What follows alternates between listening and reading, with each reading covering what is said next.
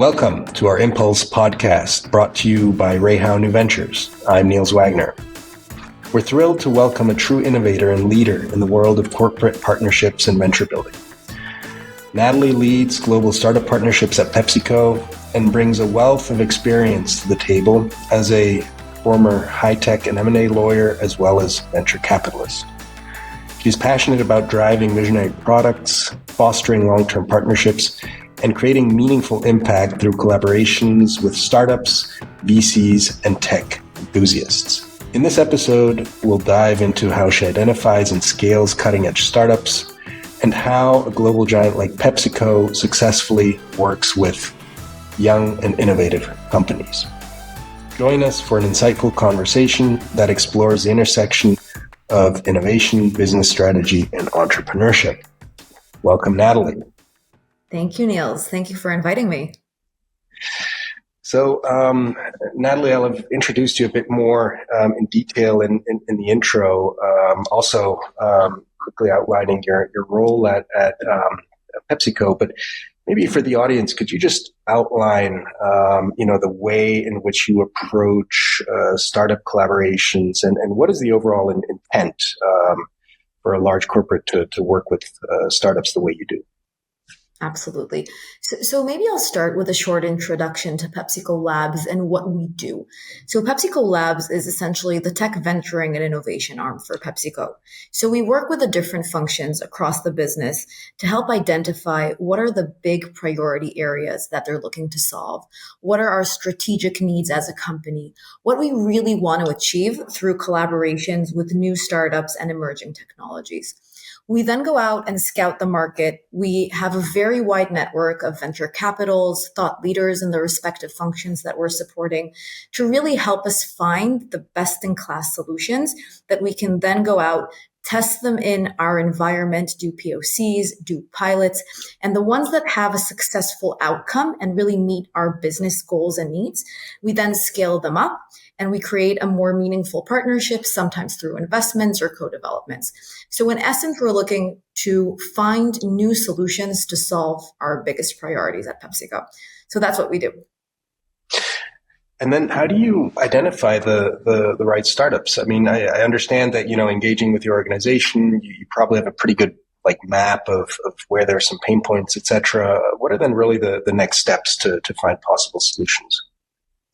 Yeah. So I think that's exactly the point that we put a lot of emphasis on, is really understanding what are the business priorities. Because as granular as we get with understanding what are the needs, the better the solution that we can find. Because there are millions of startups, millions of tech solutions with really great offerings. But essentially, if they're not solving our big priorities and really bringing value to PepsiCo, then we don't really need the collaboration because there's endless solutions, right? So that's why we take a lot of time to work with our business stakeholders and understanding the needs. And the solution would be, or the value that it will bring to PepsiCo is as good as how well we define the success criteria and what we're looking to solve. After that, there is also, of course, a rigorous process. We meet with hundreds of solutions when we're scouting to really go under the hood and make sure that they can solve our priorities. And we have, again, a very wide network of venture capitals partners that also help us to get access to all these emerging and new solutions. So, as you said, being very clear on the expectations is kind of important from the outset. And then I'm sure, through your vast network, you probably have many options then to choose from. But what are kind of the typical maybe pitfalls or challenges when it then really comes to engaging with the startups?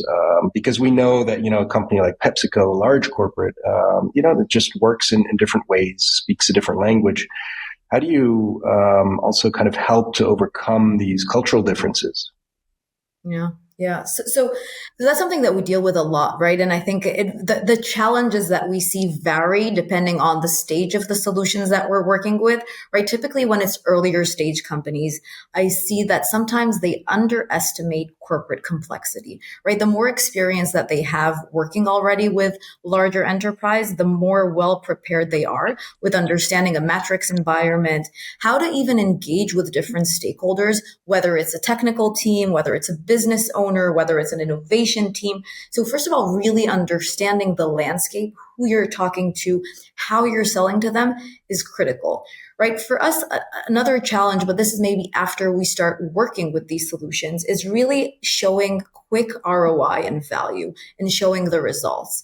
And I think this ties well into how we're aligning expectations as a team with the companies that we work with, because in essence, we're working to solve our strategic needs and these solutions. And we're a financial company that we care about the outcomes, right? So we need to ensure that these solutions can really deliver on their promise. And of course, not over promise and under deliver, because then we won't continue working with them. But that's also something that we see sometimes as a challenge, as we're not seeing the results that we would anticipate at the speed that we're looking for. I think another area is sometimes, given that these are sometimes earlier startups or tech solutions. We also work, by the way, with very established companies and enterprises, but maybe when we are focused on working with the earlier stage companies, sometimes they're really focused on the technology and not on the execution, right? They're thinking already, what is our next development? Where are we going? What's the roadmap? And we really need to make sure that we're solving for today. And that when we start working with these companies, that we can, see the value, as I mentioned, relatively quickly. And I think the last challenge, there are more, so I can talk about this probably a lot. But I think another challenge that we're seeing sometimes is with adoption, right? So we really need to make sure that if we're testing something, that we have a very strong adoption and ability to support PepsiCo at scale. Because we're looking, again, we start small, but we're looking to expand. And PepsiCo is a large organization, really looking to centralize and create a value globally with the solutions that we bring in. So that's also something that we need to ensure that that's something we can overcome. I mean, from what you're saying, it would seem that, you usually would skew to more established startups, or actually even maybe just, quite routine, experienced companies that maybe just are not quite on the radar for your corporate IT or for your corporate purchasing, because it would seem like the safer bet. How do you navigate that, or do you sometimes then in certain situations make a conscious choice to work with an early stage startup? If yes, like what is the rationale behind that? I'd be interested in that process, because it would seem that from a corporate mindset, it's like, well, the more established, the better, right? It's a good question. And I think it's a balance, because when you're working with earlier stage startups, you have the factor of them being agile, being much more quick, adapting to our very specific needs. And PepsiCo has specific needs, and really being a true partner. Sometimes the offering, and also in terms of financials, is more attractive. And there are a lot of benefits working with earlier stage companies that are very hungry to succeed. They answer very quickly. They're, 100% dedicated to us. And sometimes there's not a solve with some of these big companies. And sometimes we have a very specific use case that we're looking to solve, and we haven't actually found that with some of the larger solutions. And then we would defer to an earlier stage company that can, do some tweaks and fine tunings and then really cater to our needs. So I think it depends. There is a tendency to work with companies that can deliver at scale, but sometimes it's a joint effort that we do, and that we help them along the journey, because it's a shared goal. We want them to succeed, and we want us to succeed with them. Interesting. Look, ultimately, I think if you're looking for specific solutions, I guess the earlier a company is in its stage, it would, have a strong incentive to adapt and cater to your specific needs. And I guess that's the balance a bit. In all of this, Natalie, I mean, you've been in venture capital yourself. You have a background actually as an M&A lawyer. Having worked now in the startup ecosystem for many, many years, how does your specific experience kind of inform your approach to working with startups? Yeah. So I, as you mentioned, I started my career as a high tech and M&A lawyer. So I think that from that angle, seeing things from very operational reality, thinking about the data, the security, compliance, all the details that go into putting up a pilot, working with the startups is something that I always have in mind. But I think my VC experience is given me more of that visionary, forward thinking, always think about the opportunity. So really being able to assess the team, the product market fit, their go-to market, and create some more well-rounded experience also for us evaluating solutions, but also for the startups themselves. Because sometimes we actually see, and I've seen this a lot, I think when I just started and I came out of venture capital, is a lot of these startups started pitching to PepsiCo like we're a venture capital. And then I was sometimes stopping them and saying, hey, we might do an investment, but we're first and foremost looking for your solution as a customer. And this is a totally different sales pitch, right? We're not looking to invest now. We're looking at your solution. So in a way, I would say selling the dream or selling the future is less relevant for a team at PepsiCo that is looking for a solution to solve their challenge yesterday. So I think that also sometimes help guide different startups that we work with and prepare them also for introducing their solutions to different stakeholders across the business, but it also helps me evaluate them from different lenses given my background. Interesting. So, I mean, really understanding the technical requirements and ramifications for a solution to work, and then helping to set up the POC. I'm sure that's invaluable. At the same time, you think obviously a lot further down the road. Let's just assume that, startup has really overcome those hurdles and has been able to meet the clear expectations that you've defined. What's next? What does a long-term collaboration with PepsiCo then look like? Yes. So it varies, right? Because sometimes we look into scale into more geographies. Sometimes we're looking to expand into different use cases, right? A lot of factors, I would say, need to be true in order for a company to scale with us globally, right? We need to have buy-in from our stakeholders first and foremost and make sure that the value that we saw from a POC exists and that can be replicated in scale with measurable impact. But I would define it as some tech components, right? More on the integrations and workflows to really ensure that we can have a seamless process and that adoption is there and that this is the go-to tool for our users, but also from a business impact and a strategic long-term collaboration. We're also looking for that in order to be able to scale with the different solutions, right? So there needs to be this growth shared mindset together that will allow us to collaborate in the future. So sometimes we have mechanisms to also ensure that we're thinking about a shared roadmap. It could be through a strategic investment and it can be through co-development, but we really want to make sure that the solutions that we work with think of us as long-term partners, as well as we think about them. And that's why we're always open to thinking how we can ensure that this value that we're seeing today will continue and actually expand as we move forward with these different solutions and potentially have them as our global standard.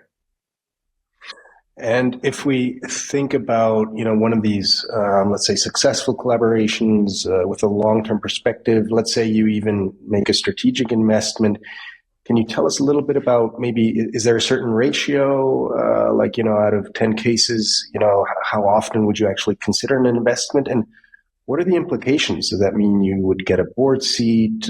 Does that mean you really try to more actively influence the company? Is there even a route to maybe an acquisition in the future? Give us some insights if you can there.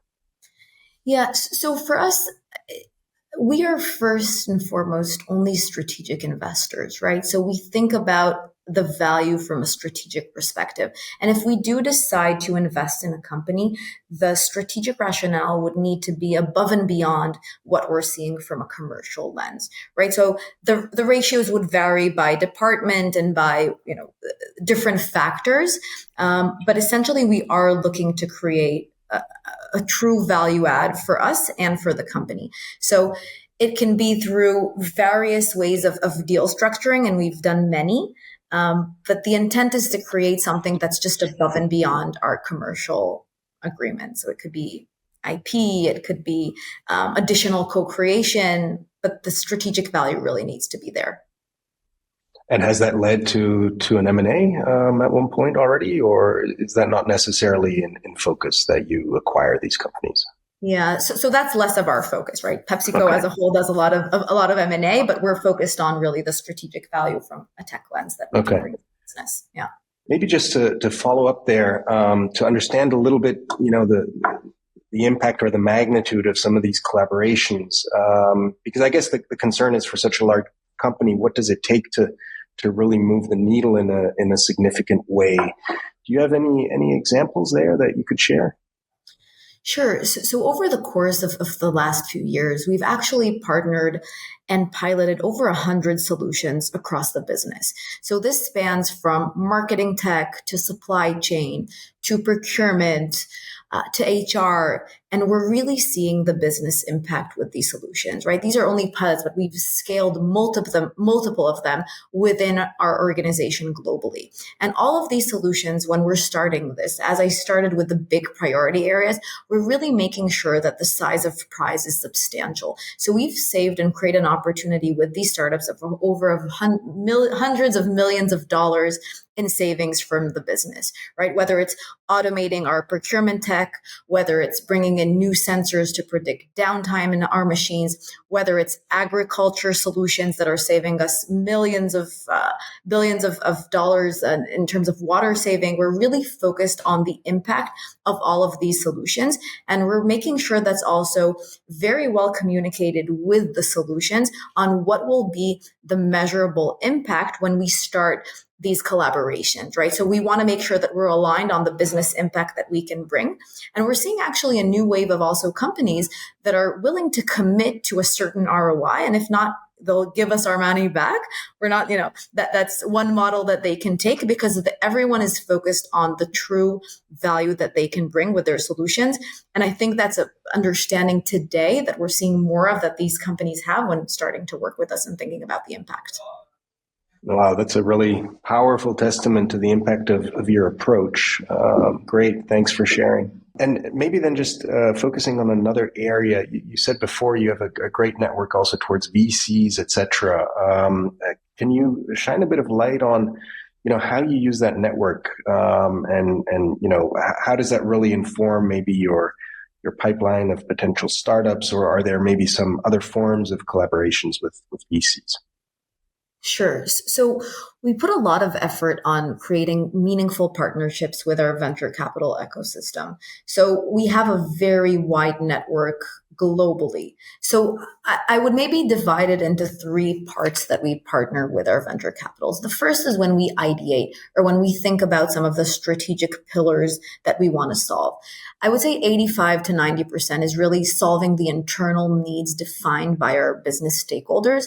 But there's always room for inspiration, external inspiration that we really want to make sure that we're bringing in. So every time that we start defining or working on a new business area that we're now focused on, we also meet with the top venture capitals in their respective area to make sure that we have coverage and understanding of what is the art of the possible. Because sometimes stakeholders and, that they're everyone's so caught up in their day to day and they only know what they know, right? So we also try to bring that external inspiration. And some of the venture capitals have a very unique understanding and see the market in a lens that we don't always necessarily see because they're already investing in the future and know what's out there and what's coming. And sometimes we can already take those perspectives and bring them in as a focus area. And sometimes it's thinking about this that could be Horizon 2, Horizon 3, but at least knowing what's the art of the possible for PepsiCo in terms of where the market is going from a tech perspective. So that's the first area that we partner with the venture capitals. The second is on the scouting. So as I mentioned, once we start scouting, we reach out with very well-defined briefs and we get a lot of recommendations from our venture capital partners. And some may say, hey, they might be biased because of course they want you to look into their solutions and work with them. But actually I can give a great example of something that recently happened. I was starting a new finance program for our CFO stack. And I was talking to one of the venture capitals and I actually asked them an intro for one of their portfolio companies. And they stopped and said, you know what, Natalie, I'm not really sure that this would be a good fit for you. They were focusing on small, medium businesses. They have started going up market, but I just don't think they're truly ready to work at the size and scale of PepsiCo. And either wait a few months or look into some other companies. And I truly value that because for me, that's true partnership. And the next time I will come to them or they will come to me with a company, I will 100% meet them, right? I can't promise anything, but at least I know that they understand our requirements and they're a trusted advisor in the sense that they're not just looking to sell their companies, but they understand that this is a marathon, this is a long-term partnership. And we've seen a lot of value from that. And I would think the third part, just to finish up the areas that we work with, is really also doing some more due diligence, validating the companies after we started working with, understanding their runway, and if they have also the financials to support us. Okay, interesting. I mean, it really seems that as in business in general, trust is an important factor in collaborating within an ecosystem, and I think here, anyone who kind of puts short-term benefits ahead of long-term collaboration gets the short end of the stick. Good to hear that even in venture capital those same principles apply, right? We choose our partners wisely, but I fully agree. It's always it's always a long-term play, also with the startups, right? And I think that's the key to success, right? If startups thinks about executing only a proof of concept and then not thinking about the long term, it'll probably hard to work with us at scale with such a big company. Okay. Well, look, maybe that brings us back to, those hopefully promising startups out there that would, be maybe happy to work with a committed partner like PepsiCo that, of course, also would then, potentially benefit from that, approach in terms of really focusing on long-term gains. So if you're thinking about those startups out there, if you're thinking about those founders, any advice you'd like to give them, especially now when it comes to, collaborating with the corporate entity? Yeah. So I think first and foremost is solving a big critical problem that their potential customer would care about. Because I think once you're solving a big problem, then you already have a foot in the door, right? And after that, it's really on the execution. So I think it's really knowing the area that you're operating in very, very well, and then executing on that just like seamlessly, right? I think also something that I would say is it's always true, but also really listening to the customer and what they're saying, but active listening, because I think that sometimes we can guide certain companies and really walk them through the process and help navigate them. And if they do a good job of really listening and understanding also the nuances, I think that's also helping set them up for success. Very interesting advice because, as you of course also know, startups are maybe more driven towards pitching and selling. But just to make sure that you actually listen and maybe empathize with your potential customer, just to make sure that you hit the right needs, and you maybe also adjust your offer going forward to address those expectations. That's definitely something that's good advice, and could be informative for any future success. Absolutely. Great. And I think also startups need to have in mind that when you're working with such a big enterprise, as I mentioned, it's a long-term play, and the opportunities for co-development and enhancements and change are endless if you're a good partner to work with and if we see that value. So it's not only the short-term solution that you're bringing in, because we evolve with our startups and we really make sure that there's a long-term play for both sides. Fantastic. Well, Natalie, thank you very much for sharing about your work at PepsiCo Labs, and basically, I think it's a very interesting, coming from M&A, having spent time in venture capital, and now really, being kind of on the corporate side. You're a great example of how that startup ecosystem can really contribute also to corporate innovation, which, of course, from Rayhound New Ventures perspective is something that we're very much committed to. So trying to contribute to, the long-term relevance of our organization by bringing that kind of entrepreneurial mindset and bold innovation into a larger, more mature organization, and also then dealing with the challenges that entails. So thank you very much for sharing your insights. Thanks again for having me, Niels. It was a pleasure and always fun to talk to you. So thank you. Thanks again, dear listeners, for dialing in. Please follow our podcast if you do not already do so. All our listeners out there, be sure to tune in next time for more inspiring stories and insights from the world of new ventures. Until then, stay curious and keep innovating. Over and out.